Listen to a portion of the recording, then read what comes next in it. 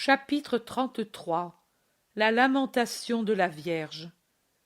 Jésus, Jésus, où es-tu? M'entends-tu encore? L'entends-tu, ta pauvre maman qui crie, en ce moment, ton nom saint et béni, après l'avoir gardé dans son cœur pendant tant d'heures?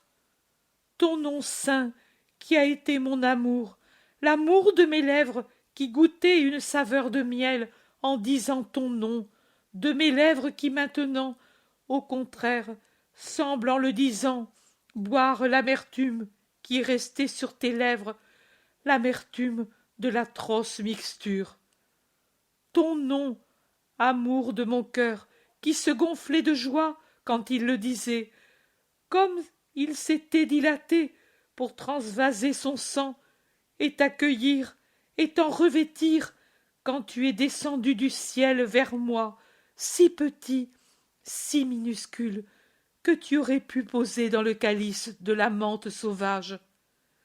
Toi, si grand, toi, le puissant anéanti dans un germe d'homme pour le salut du monde. Ton nom, douleur de mon cœur, maintenant qu'il est arraché aux caresses de ta maman pour te jeter dans les bras des bourreaux qui t'ont torturé jusqu'à te faire mourir.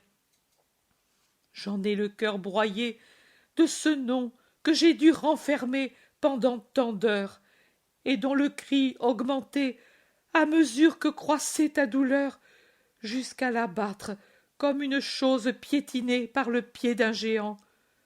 Oh oui, ma douleur est gigantesque. Elle m'écrase, me broie, et il n'est rien qui puisse la soulager. À qui je dis ton nom? Rien ne répond à mon cri, même si je hurlais jusqu'à fendre la pierre qui ferme ton tombeau, tu ne l'entendrais pas, puisque tu es mort. Ne l'entends-tu plus, ta maman? Que de fois ne t'ai-je pas appelé pendant ces 34 ans, ô mon fils, du moment où j'ai su que je devais être mère et que mon petit se serait appelé Jésus. Tu n'étais pas né, et moi, en caressant le sein où tu grandissais, je t'appelais doucement Jésus, et il me semblait que tu remuais pour me dire maman. Je te donnais déjà une voix, je la rêvais déjà, ta voix, je l'entendais avant qu'elle existât. Et quand je l'ai entendue, faible comme celle d'un agnelé qui vient de naître, qui tremblait dans la nuit froide où tu es né, j'ai connu l'abîme de la joie, et je croyais avoir connu l'abîme de la douleur, parce que c'étaient les pleurs de mon enfant qui avait froid, qui était mal à l'aise, qui versait ses premières larmes de rédempteur, et que je n'avais pas de feu ni de berceau, et que je ne pouvais souffrir à ta place, Jésus. Je n'avais que mon sein comme feu et oreiller, et mon amour pour t'adorer, mon Fils saint. Je croyais avoir connu l'abîme de la douleur. C'était l'aube de cette douleur, c'en était le bord. Maintenant, c'en est le midi. Maintenant, c'est le fond, c'est l'abîme, ce que je touche maintenant, après y être descendu en ces 34 années, bousculé par tant de choses et prostré aujourd'hui sur le fond horrible de ta croix. Quand tu étais petit, je te berçais en chantant Jésus, Jésus. Quelle harmonie plus sainte et plus belle que ce nom qui fait sourire les anges au ciel. Pour moi, il était plus beau que le chant si doux des anges dans la nuit de ta naissance. J'y voyais à l'intérieur le ciel, c'était le ciel entier que je voyais à travers ce nom. Et maintenant, en le disant à toi qui es mort et qui ne m'entends pas et ne me réponds pas, comme si tu n'avais jamais existé, je vois l'enfer, tout l'enfer. Voilà, je comprends maintenant ce que veut dire être damné. C'est ne plus pouvoir dire Jésus. Horreur! Horreur! Horreur! Combien durera cet enfer pour ta maman? Tu as dit, en 3 jours, je réédifierai ce temple. C'est tout aujourd'hui que je me répète ces paroles que tu as dites pour ne pas tomber tuée, pour être prête à te saluer à ton retour et te servir encore. Mais comment pourrais-je te savoir mort pendant 3 jours? 3 jours dans la mort, toi, ma vie? Mais comment, toi qui sais tout, puisque tu es la sagesse infinie, ne la connais-tu pas, la douleur de ta maman? Ne peux-tu te l'imaginer en te rappelant quand je t'ai perdu à Jérusalem et que tu m'as vu fendre la foule qui était autour de toi, avec le visage d'un naufragé qui touche le rivage après une si longue lutte avec l'eau et la mort, avec le visage d'une femme qui sort d'une torture, épuisée, ayant perdu son sang, vieillie, brisée? Et alors, je pouvais penser que tu étais seulement perdu. Je pouvais avoir l'illusion qu'il en était seulement ainsi. Aujourd'hui, non. Aujourd'hui, non. Je le sais que tu es mort. Illusion n'est pas possible. Je t'ai vu tuer. Même si la douleur me le faisait oublier, voici ton sang sur mon voile qui me dit « Il est mort. Il n'a plus de sang. Celui-ci est le dernier sorti de son cœur. De son cœur, du cœur de mon enfant, de mon fils, de mon Jésus. Ô Dieu, Dieu de pitié, ne me fais pas souvenir qu'on lui a ouvert le cœur. Jésus, je ne puis rester seul ici pendant que tu es seul là-bas.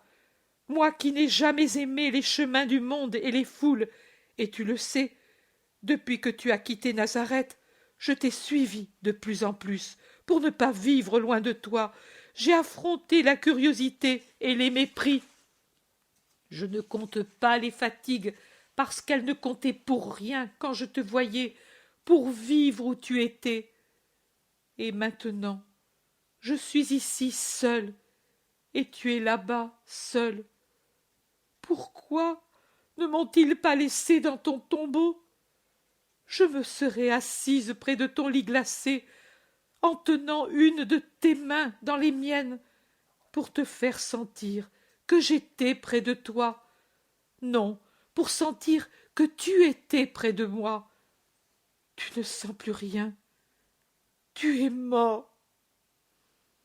Que de fois j'ai passé les nuits près de ton berceau, en priant, en aimant, en me délectant de toi.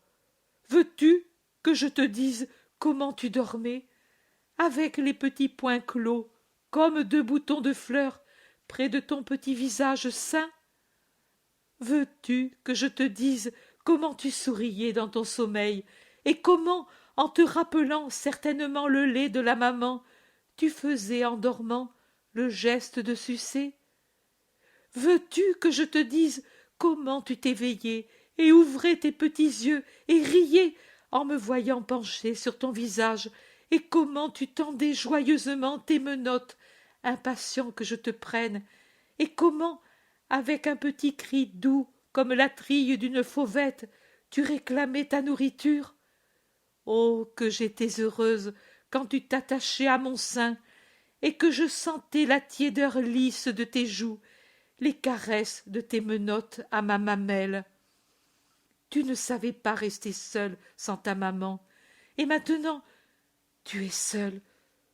Pardonne-moi, fils, de t'avoir laissé seule, de ne m'être pas révoltée pour la première fois de ma vie, et d'avoir voulu rester là. C'était ma place. Je me serais sentie moins désolée si j'avais été près de ton lit funèbre, pour arranger les langes comme autrefois, et les changer. Même si tu n'avais pu me sourire et me parler, il m'aurait semblé t'avoir de nouveau petit. je t'aurais accueilli sur mon cœur pour ne pas te faire sentir la froideur de la pierre, la dureté du marbre. Ne t'ai-je pas tenu aujourd'hui même? Le sein d'une mère est toujours capable d'accueillir un fils, même s'il est homme. Le fils est toujours un enfant pour sa maman, même s'il est déposé de la croix, couvert de plaies et de blessures. Combien, combien de blessures, que de douleurs! Ô mon Jésus, si durement blessé, ainsi tué! Non, non, Seigneur, non, ce ne peut être vrai. Je suis folle. Jésus mort? Je délire. Jésus ne peut mourir. Souffrir, oui. Mourir, non. Lui est la vie. Lui est le Fils de Dieu. Il est Dieu. Dieu ne meurt pas. Il ne meurt pas? Et alors, pourquoi s'est-il appelé Jésus? Que veut dire Jésus? Cela veut dire, oh, cela veut dire Sauveur. Il est mort parce qu'il est le Sauveur. Il a dû sauver tous les hommes en se perdant lui-même. Je ne délire pas, non, je ne suis pas folle. Non, si je l'étais, je souffrirais moins. Il est mort. Voici son sang. Voici sa couronne. Voici les 3 clous. C'est avec ceux-ci qu'ils l'ont transpercé.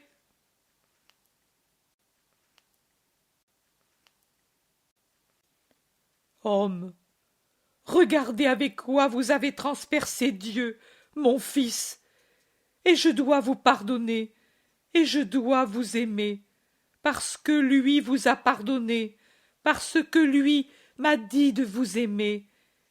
Il m'a fait votre mère, mère des assassins de mon enfant. Une de ses dernières paroles en luttant contre le râle de l'agonie. Mère, voici ton fils, tes fils. Même si je n'avais pas été celle qui obéit, j'aurais dû obéir aujourd'hui, car c'était le commandement d'un mourant. Voici, voici. Jésus, je pardonne, je les aime. Ah, mon cœur se brise dans ce pardon, dans cet amour. Entends-tu que je leur pardonne et les aime? Je prie pour eux. Voilà, je prie pour eux. Je ferme les yeux pour ne pas voir ces objets de ta torture, pour pouvoir leur pardonner, pour pouvoir les aimer, pour pouvoir prier pour eux. Chaque clou sert à crucifier de ma part toute volonté de ne pas pardonner, de ne pas aimer, de ne pas prier pour tes bourreaux. Je veux penser que je suis près de ton berceau. Alors je priais aussi pour les hommes, mais alors c'était facile. Tu étais vivant, et moi, bien que je jugeais les hommes cruels, je n'arrivais jamais à penser qu'ils puissent l'être autant pour toi qui les avais outre mesure comblés de bienfaits. Je priais, convaincu que ta parole les aurait rendus bons. En mon cœur, je leur disais en les regardant, vous êtes mauvais, malades, maintenant, frères, mais d'ici peu il parlera, mais d'ici peu lui vaincra en vous Satan, il vous donnera la vie perdue. La vie perdue, c'est toi, toi, toi qui l'as perdue la vie pour eux, mon Jésus. Si, quand tu étais dans les langes, j'avais pu voir l'horreur de ce jour, mon doux lait se serait changé en poison à cause de la douleur. Siméon l'a dit, une épée te transpercera le cœur. Une épée, une forêt d'épées. Combien de blessures ils t'ont fait, fils, combien de gémissements tu as poussés, combien de spasmes, combien de gouttes de sang tu as versées. Eh bien, chacune est une épée pour moi. Je suis une forêt d'épées. En toi, il n'en est pas une partie de la peau qui ne soit une plaie. En moi, il n'en est pas qui ne soit transpercée. Elle transperce mes chairs et pénètre dans le cœur. Quand j'attendais ta naissance, je te préparais les langes et les linges en filant le plus beau lin de la terre. Je n'ai pas regardé au prix pour posséder l'étoffe la plus lisse. Comme tu étais beau dans les langes de ta maman, tous me disaient « Il est beau ton enfant, femme ». Tu étais beau. De la blancheur du lin ressortait ta petite figure rose. Tu avais 2 yeux plus bleus que le ciel, et ta petite tête semblait enveloppée d'un nuage d'or, tant tes cheveux étaient blonds et soyeux. Ils sentaient la fleur d'amandier à peine ouverte. On croyait que je te parfumais. Non, mon trésor n'avait que le parfum des langes lavés par sa maman, réchauffés, baisés par son cœur et par ses lèvres. Je n'étais jamais lasse de travailler pour toi. Et maintenant, je n'ai plus rien à faire pour toi. Depuis 3 ans, tu étais loin de la maison, mais tu étais encore le but de mes journées. Penser à toi, à tes vêtements, à ta nourriture, pétrir la farine et en faire du pain, soigner les abeilles pour te donner le miel, veiller sur les arbres pour qu'ils te donnent des fruits. Comme tu les aimais, les choses que te portait ta maman. Aucun mets de table riche, aucun vêtement d'étoffe précieuse n'était pour toi comme ces tissus cousus, soignés, préparés par les mains de ta maman. Quand j'allais te voir, tu regardais tout de suite mes mains, comme quand tu étais tout petit, et que Joseph et moi, nous te donnions nos pauvres dons pour te faire sentir que tu étais notre roi.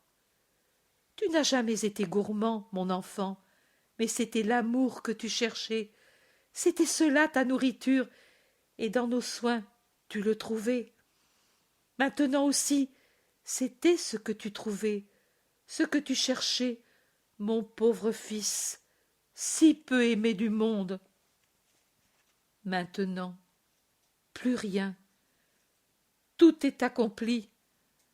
Ta maman ne fera plus rien pour toi. Tu n'as plus besoin de rien. Maintenant, tu es seul. Et moi, je suis seul. Ô heureux Joseph, qui n'a pas vu ce jour. Si moi aussi je n'avais plus été là. Mais alors, tu n'aurais pas eu même ce réconfort de voir ta pauvre maman.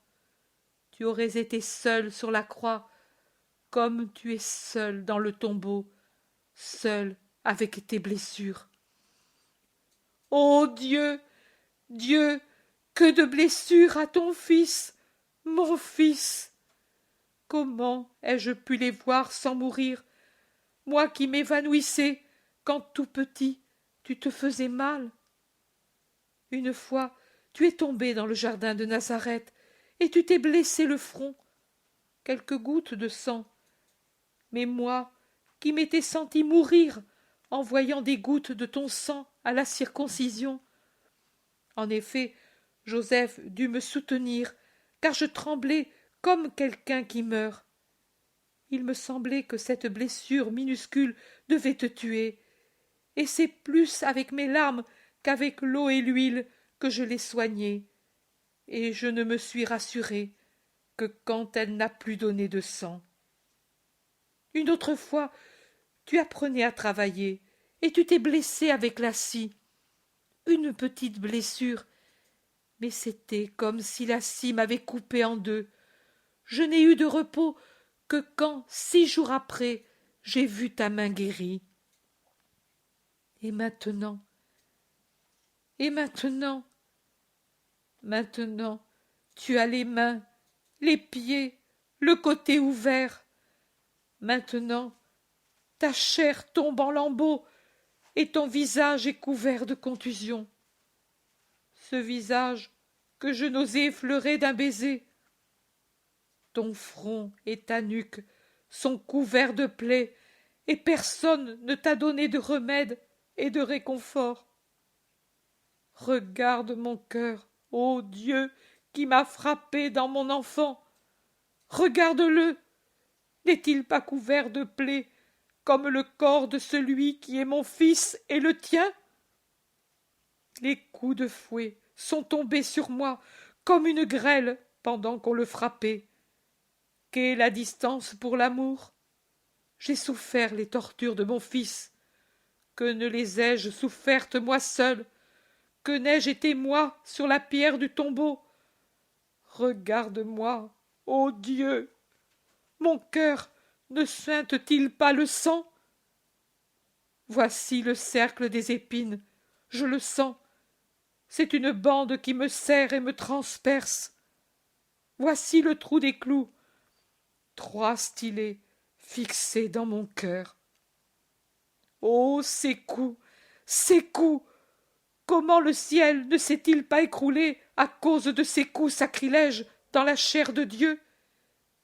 Et de pouvoir crier, de pouvoir m'élancer pour arracher l'arme aux assassins et m'en faire une défense pour mon enfant mourant, mais devoir les entendre et ne rien faire.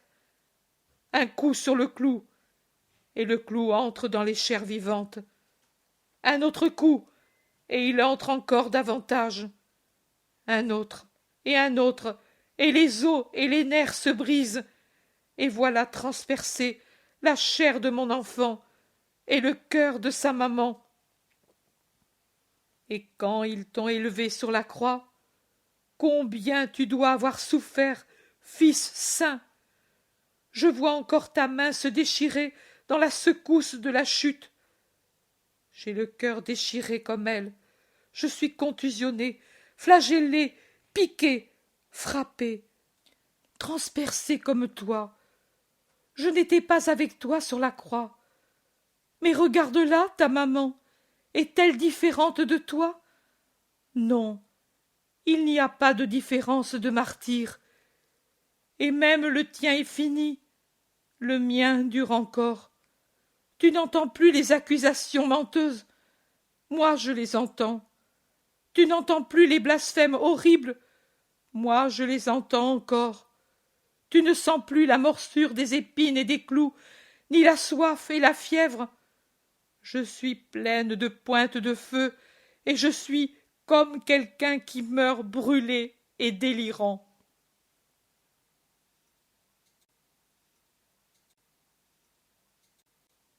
Si au moins il m'avait laissé te donner une goutte d'eau, mes larmes, si la férocité des hommes refusait au Créateur l'eau créée par lui.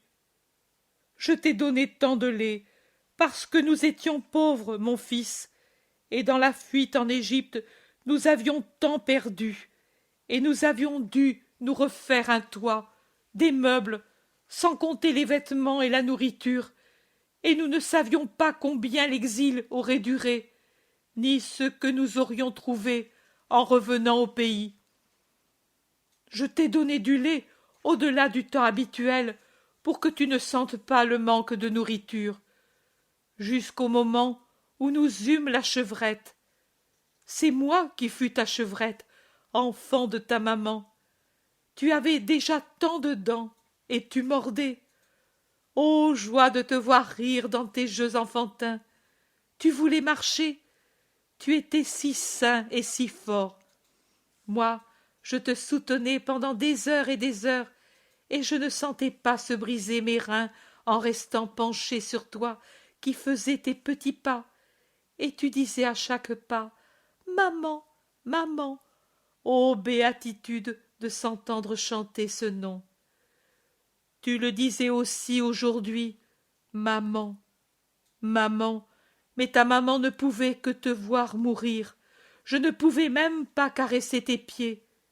Tes pieds, oh, même s'ils avaient été à portée de ma main, je n'aurais pu les toucher pour ne pas accroître ton tourment. Comme ils devaient souffrir, tes pauvres pieds, ô mon Jésus. Si j'avais pu monter jusqu'à toi et me mettre entre le bois et ton corps, et t'empêcher de heurter contre le bois dans les convulsions de l'agonie. Je l'entends encore, ta tête frapper le bois dans les derniers sursauts. Et ce bruit me rend folle, c'est comme si j'avais un marteau dans la tête. Reviens, reviens, cher fils, fils saint. Je meurs, je ne puis me faire à cette désolation qu'est la mienne. Montre-moi de nouveau ton visage, appelle-moi encore. Je ne puis penser que tu es sans voix, sans regard, dépouille froide et sans vie. Ô Père, secours-moi. Jésus ne m'entend pas. La passion n'est-elle pas finie? Tout n'est-il pas accompli?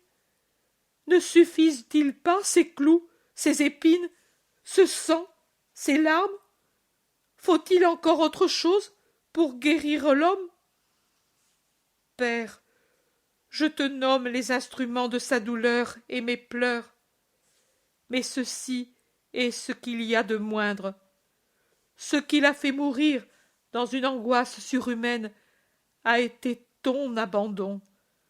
Ce qui me fait crier, c'est ton abandon. Je ne t'entends plus. Où es-tu, Père saint? J'étais la pleine de grâce. L'ange l'a dit. Salut, Marie, pleine de grâce. Le Seigneur est avec toi, et tu es bénie entre toutes les femmes. Non, ce n'est pas vrai, ce n'est pas vrai. Je suis comme quelqu'une qui est maudite par toi à cause de son péché. Tu n'es plus avec moi. La grâce s'est retirée, comme si moi j'étais une seconde Ève pécheresse. Mais moi, je t'ai toujours été fidèle. En quoi t'ai-je déplu? Tu as fait de moi ce qui t'a semblé bon, et je t'ai toujours dit, oui, Père, je suis prête. Les anges peuvent-ils donc mentir? Et Anne, qui m'a assuré que tu m'aurais donné ton ange à l'heure de la douleur? Je suis seule, je ne trouve plus grâce à tes yeux, je ne te possède plus, toi, grâce en moi. Je n'ai plus d'ange. Mentent-ils donc les saints? En quoi t'ai-je déplu? S'ils mentent, et si j'ai mérité cette heure? Et Jésus, en quoi a-t-il manqué? Ton agneau pur et doux? En quoi t'avons-nous offensé pour qu'en plus du martyre donné par les hommes, on doive avoir la torture incalculable de ton abandon? Lui, ensuite, qui était ton fils et qui t'appelait de cette voix qui a fait frissonner la terre et se secouer dans un sanglot de pitié. Comment as-tu pu le laisser seul en temps de tourments? Pauvre cœur de Jésus qui t'aimait tant! Où est la marque de la blessure du cœur? La voici. Regarde, Père, cette marque. Ici, c'est l'empreinte de ma main entrée dans la large blessure de la lance. Ici, ici. Les pleurs, le baiser de la mère qui a brûlé ses yeux et consumé ses lèvres par les pleurs et les baisers, ne l'effacent pas. Ce signe crie et reproche. Ce signe, plus que le sang d'Abel, crie vers toi de la terre. Et toi, qui as maudit Caïn et as exercé sur lui ta vengeance, tu n'es pas intervenu pour mon Abel, déjà saigné par ses Caïns, et tu as permis le dernier outrage. Tu lui as broyé le cœur par ton abandon, et tu as laissé un homme le mettre à nu pour que je le voie et que j'en sois broyé. Mais de moi, il n'importe pas. C'est pour lui que je fais cette demande et que je t'appelle pour que tu répondes. Tu ne devais pas. Tu ne devais pas.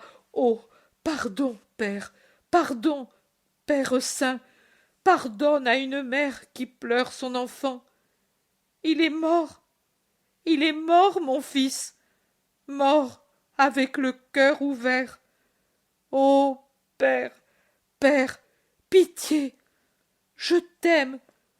Nous t'avons aimé, et tu nous as tant aimés. Comment as-tu permis que fût blessé le cœur de notre fils? Ô Père, pitié pour une pauvre femme. Je délire, Père, je suis tienne, ton rien. J'ose te faire des reproches? Pitié, tu as été bon. La blessure, l'unique blessure qui ne lui a pas fait mal, c'est celle-là. Ton abandon a servi à le faire mourir avant le coucher du soleil pour lui éviter d'autres tortures. Tu as été bon. Tu fais tout dans un but de bonté. Nous sommes, nous, des créatures qui ne comprenons pas. Tu as été bon. Tu as été bon. Dis-la, mon âme, cette parole, pour enlever la morsure de ta souffrance. Dieu est bon, et il t'a toujours aimé, mon âme. Du berceau à cette heure, il t'a toujours aimé. Il t'a donné toute la joie du temps, toute. Il t'a donné lui-même. Il a été bon, bon, bon. Merci, Seigneur, que tu sois béni pour ton infinie bonté. Merci, Jésus, je te dis merci à toi aussi. Moi seul l'ai senti dans mon cœur quand j'ai vu le tien ouvert. Maintenant, ta lance est dans le mien, et elle fouille et déchire. Mais c'est mieux ainsi. Tu ne la sens pas. Mais Jésus, pitié, un signe de toi, une caresse, une parole pour ta pauvre maman au cœur déchiré.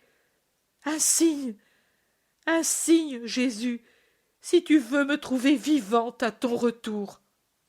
Un coup résolu à la porte fait sursauter tout le monde. Un coup résolu à la porte fait sursauter tout le monde. Le maître de maison fuit courageusement.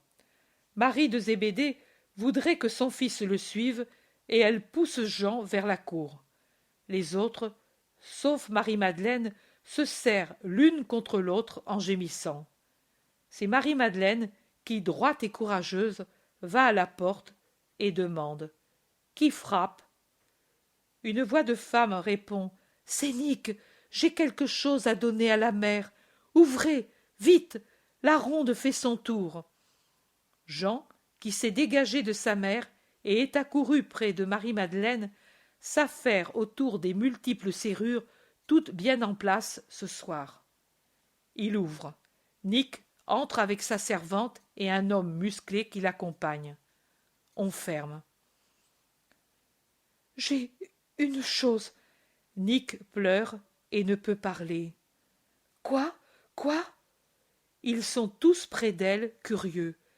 « Sur le calvaire, j'ai vu le Sauveur en cet état. J'avais préparé le voile des reins pour qu'il ne se serve pas des chiffons des bourreaux. Mais il était tout en sueur, avec du sang dans les yeux, et j'ai pensé le lui donner pour qu'il s'essuie. Et lui l'a fait, et il m'a rendu le voile. Je ne m'en suis plus servi. Je voulais le garder comme relique avec sa sueur et son sang. Et voyant l'acharnement des Juifs, après un moment, avec Plotina et les autres Romaines, Lydia et Valéria ensemble, nous avons décidé de revenir, craignant qu'il nous enlève ce voile. Les Romaines sont des femmes viriles. Elles nous ont mises au milieu, la servante et moi, et elles nous ont protégées.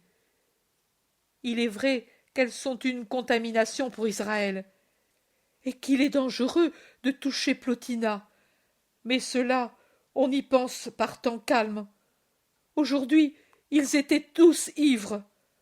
À la maison, j'ai pleuré pendant des heures. Puis est venu le tremblement de terre, et je me suis évanouie. Revenu à moi, j'ai voulu baiser ce voile, et j'ai vu. Oh, il y a dessus le visage du Rédempteur.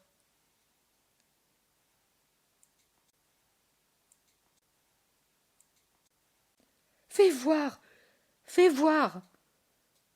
Non, d'abord à la mère, c'est son droit. Elle est tellement épuisée, elle ne résistera pas. Oh, ne dites pas cela, ce sera pour elle un réconfort, au contraire. Avertissez-la. Jean frappe doucement à l'entrée. Qui est-ce? Moi, mère. Dehors, il y a Nick. Elle est venue de nuit.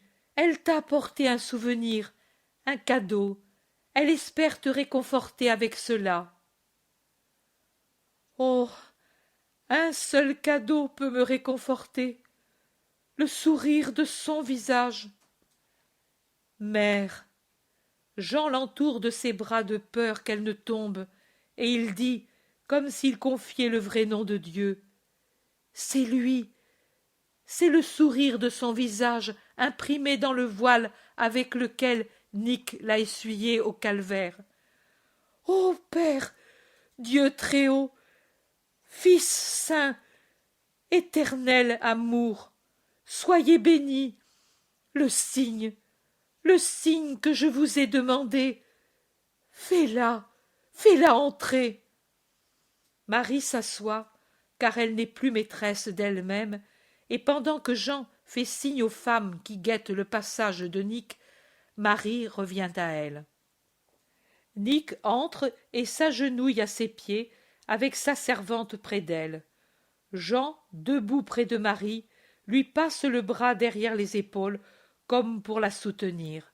Nick ne dit pas un mot, mais elle ouvre le coffre, en tire le voile, le déplie.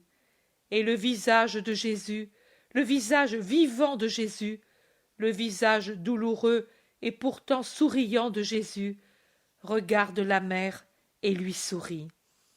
Marie pousse un cri d'amour douloureux et tend les bras. Les femmes lui font écho de l'entrée où elles sont groupées et l'imitent en s'agenouillant devant le visage du Sauveur. Nick ne trouve pas de paroles. Elle passe le voile de ses mains aux mains maternelles et se penche ensuite pour en baiser le bord. Et puis elle sort à reculons sans attendre que Marie revienne de son extase. Elle s'en va. Elle est déjà dehors dans la nuit quand on pense à elle.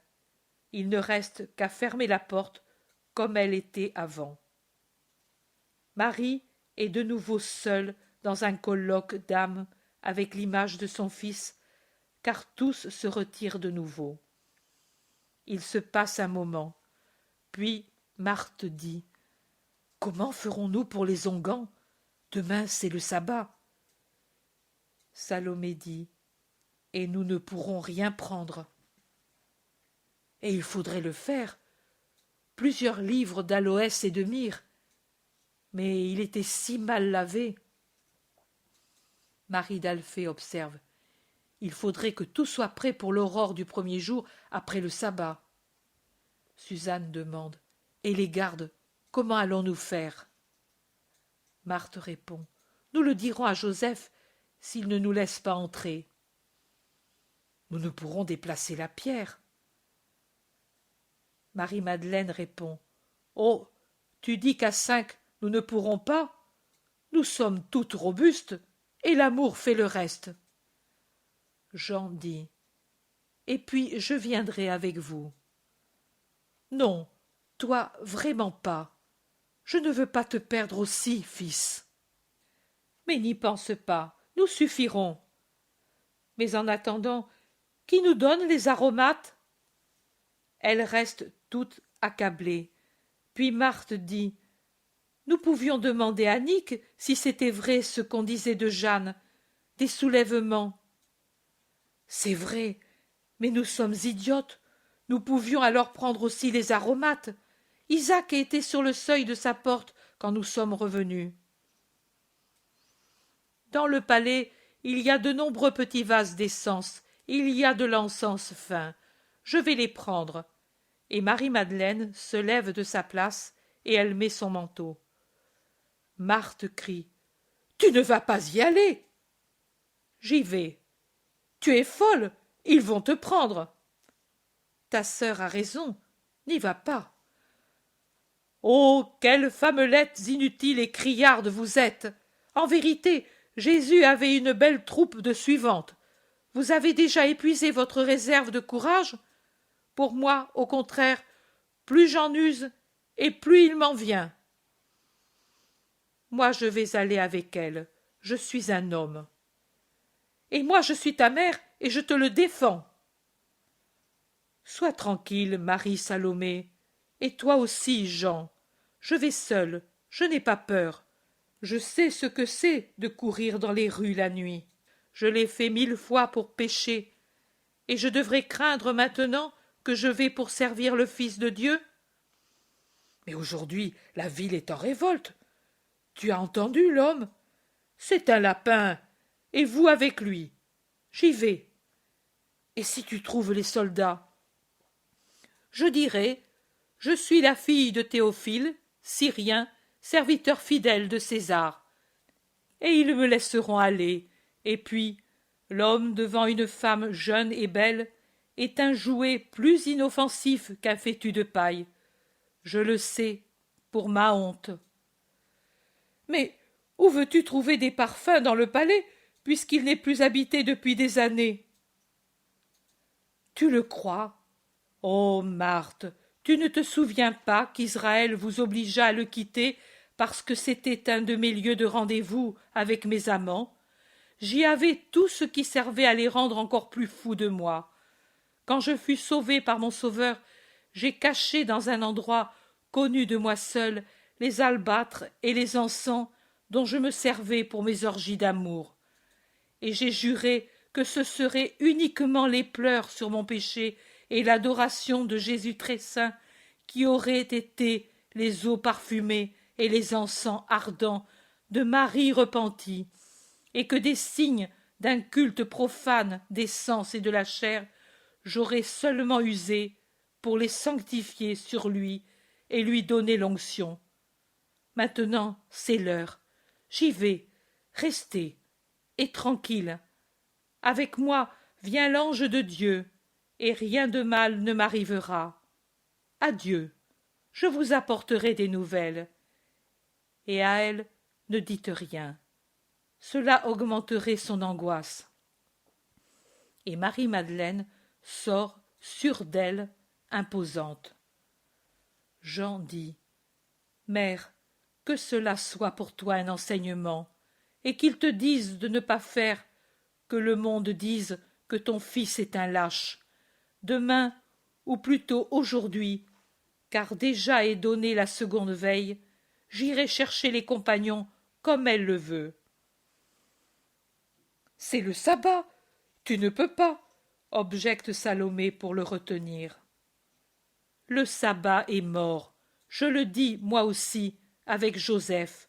L'ère nouvelle est commencée avec, en elle, d'autres lois, d'autres sacrifices et d'autres cérémonies. Marie-Salomé baisse la tête sur ses genoux et elle pleure sans plus protester. Oh, avoir des nouvelles de Lazare, gémit Marie de Cléophas. Si vous me laissez aller, vous les aurez, car les compagnons, Simon le Cananéen en avait reçu l'ordre, ont été conduits chez lui, chez Lazare. Jésus l'a dit à Simon en ma présence. Hélas, tous là, alors tous perdus. Marie de Cléophas et Salomé versent des pleurs de désolation. Il se passe du temps au milieu des pleurs et des attentes.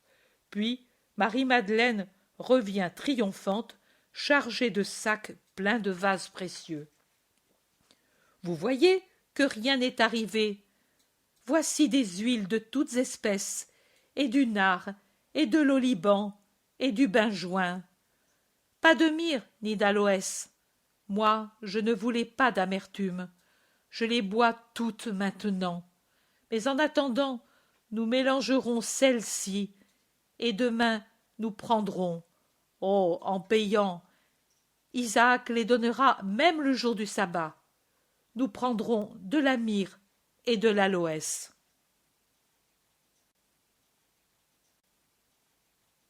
Ils t'ont vu? Marie-Madeleine répond. Personne. Dans mon tour, je n'ai même pas rencontré une chauve-souris. Les soldats? Les soldats, je crois qu'ils ronflent sur leurs paillasses. Mais les séditions, les arrestations? C'est la peur de cet homme qui les a vus. Qui est dans le palais? Mais Lévi et sa femme, tranquilles comme des enfants. Les hommes armés ont pris la fuite. Ah ah! Nous avons de bons preux, ma foi. Ils sont partis dès qu'ils ont appris la condamnation. Je dis la vérité. Rome est dure, et elle emploie le fouet. Mais avec cela, elle se fait craindre et servir. Et elle a des hommes, pas des lapins. Oh oui, lui disait, mes fidèles connaîtront le même sort que moi. Si de nombreux Romains se rallient à Jésus, c'est possible, mais s'il doit y avoir des martyrs parmi les Israélites, il restera seul. Voici mon sac et l'autre, c'est celui de Jeanne qui... Oui, nous sommes non seulement lâches, mais menteurs. Jeanne est seulement accablée. Elle et Élise se sont senties mal sur le Golgotha. L'une est une mère qui a vu son fils mort, et d'entendre les râles de Jésus lui ont fait éprouver un malaise. L'autre est délicate, elle n'est pas habituée à tant marcher et au soleil. Mais rien comme blessure, rien comme agonie. Elle pleure comme nous certainement, pas davantage. Elle regrette d'avoir été éloignée. Elle viendra demain, et elle envoie ses aromates, ce qu'elle avait. Avec elle était restée Valéria sur l'ordre de Plotina, et maintenant elle est partie avec les esclaves chez Claudia, car elles ont beaucoup d'encens. Quand elle viendra, car elle aussi, grâce au ciel, n'est pas un lièvre qui tremble toujours, ne vous mettez pas à crier comme si vous sentiez le glaive à votre gorge. Allons, levez-vous, prenons des mortiers, travaillons. Pleurer ne sert pas, ou au moins pleurer et travailler. Notre baume sera détrempé par nos larmes, et il les sentira sur lui. Il sentira notre amour. Et elle se mord les lèvres pour ne pas pleurer et pour donner du courage aux autres vraiment à bout. Elle travaille avec énergie. Marie appelle Jean. Mère, qu'as-tu? Ses coups. Elle pile les encens. Ah, mais pardonnez, ne faites pas ce bruit.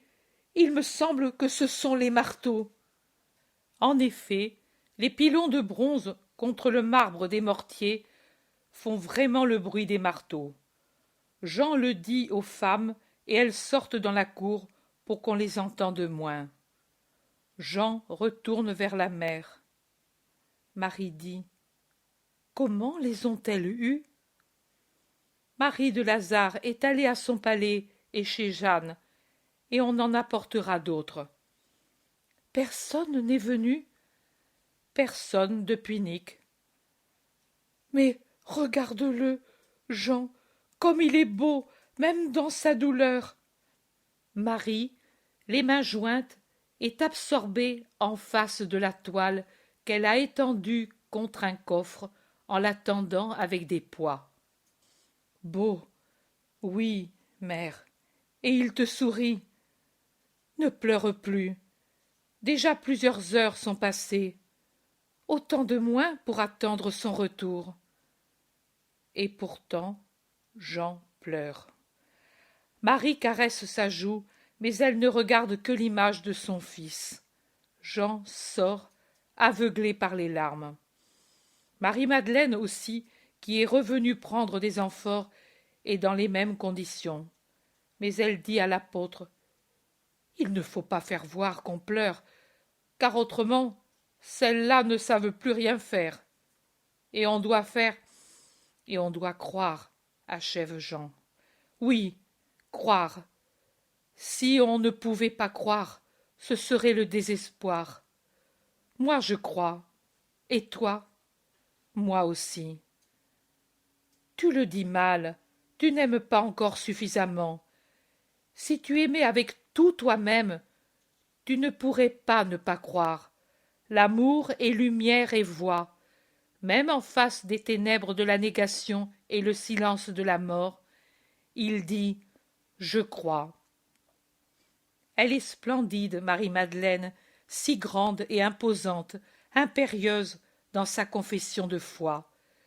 Elle doit avoir le cœur torturé, et ses yeux brûlés par les larmes le disent. Mais l'âme est invaincue. Jean la regarde avec admiration et murmure: tu es courageuse. Toujours. Je l'étais au point de défier le monde, et j'étais sans Dieu alors.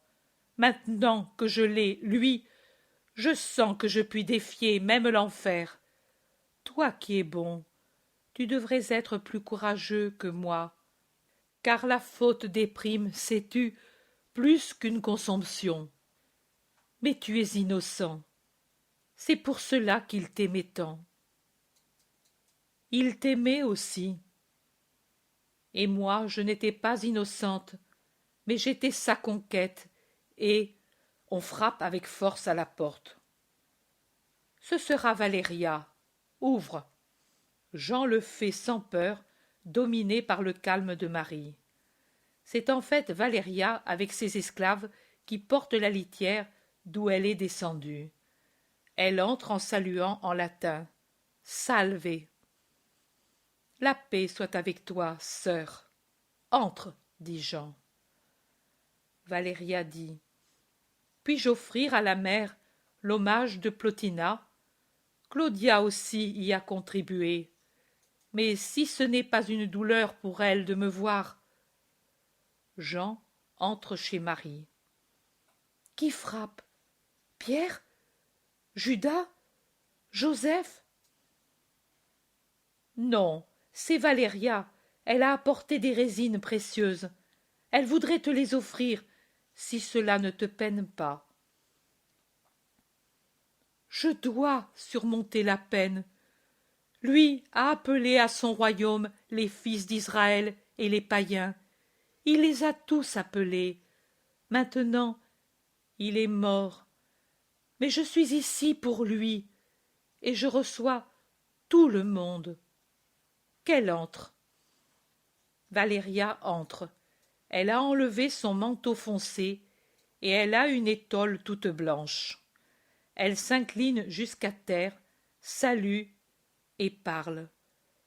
Domina, tu sais qui nous sommes, les premières rachetées de l'obscurantisme païen.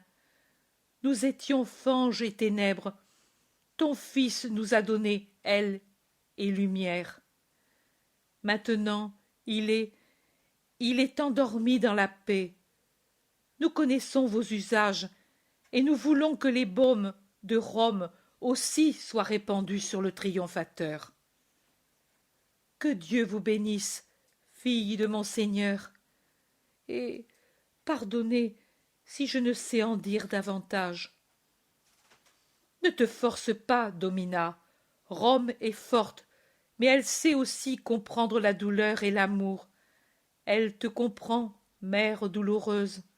Adieu. La paix soit avec toi, Valéria, à Plotina, à vous toutes, ma bénédiction. Valéria se retire en laissant ses encens et autres essences. Jean dit: tu le vois, mère, tout le monde donne pour le roi du ciel et de la terre. Oui, dit Marie, tout le monde, et la mère n'aura pu lui donner que ses pleurs. Un coq chante joyeusement non loin de là. Jean sursaute. Qu'as-tu, Jean? Demande la Vierge. Je pensais à Simon-Pierre. Mais n'était-il pas avec toi? Demande Marie-Madeleine, qui est entrée dans la pièce. Si, dans la maison d'Anne.